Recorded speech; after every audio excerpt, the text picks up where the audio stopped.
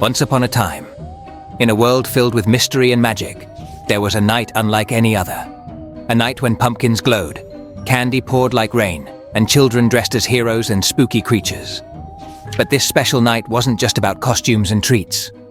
Let me tell you the magical story of how Halloween came to be. Long, long ago, thousands of years before you were born, there lived a group of people called the Celts. They didn't have big cities or super-fast trains like we do today. Instead, they lived in small villages, surrounded by forests, hills, and misty valleys. The Celts had a deep connection with nature, and they believed that the world was full of magic. As summer turned into fall, the Celts celebrated a festival called Samhain, pronounced So-in. This was no ordinary celebration. On the night of October 31st, they believed that the line between the world of the living and the world of spirits became so thin that ghosts could come back to visit. Some spirits were friendly, but others, well, they could be a little tricky. To keep these mischievous spirits from causing trouble, the Celts would light massive bonfires and wear costumes made from animal skins, hoping to confuse the ghosts. They even left food outside their homes as a peace offering, just in case a wandering spirit got hungry.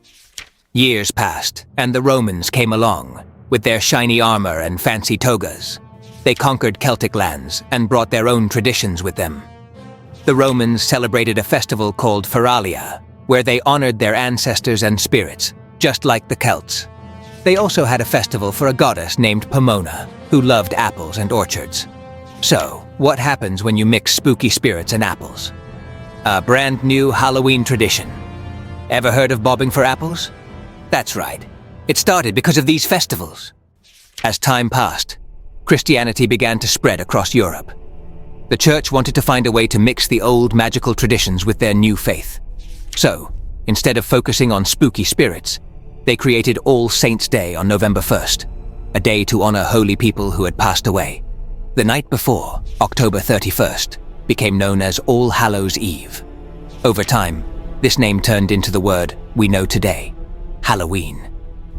Fast forward to the Middle Ages. People had a fun way to celebrate All Souls' Day by going door to door, not for candy, but for something called soul cakes. Kids and poor families would sing songs and pray for people who had died, and in return, they'd get these delicious little treats. Sound familiar? It's like an early version of trick-or-treating. They also dressed up in costumes, not just to be spooky, but to represent saints, angels, and even the occasional playful demon. Now, let's jump into our time travel machine and head to the 1800s, when Halloween made its way to America. How, you ask? The Irish brought it. During a time of great famine, many Irish families sailed across the ocean to start a new life in America, and they brought their Halloween traditions with them. One of these traditions was carving turnips into lanterns with creepy faces to scare away spirits. But guess what? Americans decided pumpkins were much easier to carve than turnips, and so the jack-o'-lantern was born. By the 20th century, Halloween had changed a lot. It became a night of fun, laughter, and games. Kids dressed up as witches, superheroes, and even their favorite cartoon characters, going door to door saying, "Trick or treat." People started throwing big parties, decorating their homes with skeletons, ghosts, and cobwebs, and candy became the treat of choice. For Christians today, Halloween can be more than just candy and costumes. It's also a time to think about the deeper things, like life, death, and how we can live with kindness and courage. Some families use Halloween as a time to remember saints and heroes who showed bravery and love. Others turn their homes into welcoming places where neighbors and friends can enjoy a night of fun together. In the end, whether you're dressing up as a knight, a dinosaur, or a fairy, Halloween is a reminder that stories of old can be full of wonder, and sometimes even a little spooky magic. And so, the story of Halloween continues.